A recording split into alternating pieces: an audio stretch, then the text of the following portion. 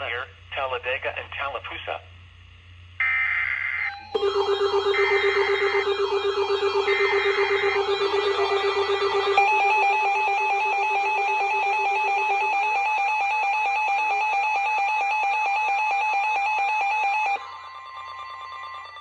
National Weather Service in Birmingham has issued a severe thunderstorm warning for Cleburne County until 9 a.m. Central Daylight Time.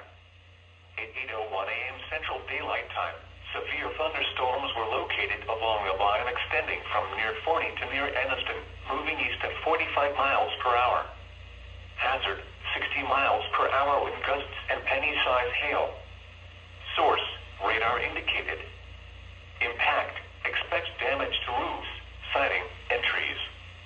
Locations impacted include Heflin, Ranburne, Fruithurst, Edwardsville, Muscadine, Abernathy, Mars Hills, Mount Cheehaw, Hollis Crossroads, Sweetwater Lake, Coleman Lake and Campground, Trickham, Lake Cleburne, 120 Welcome Center, Liberty Hill, Chalafini, Oak Level, Borden Springs, and Camp Sequoia.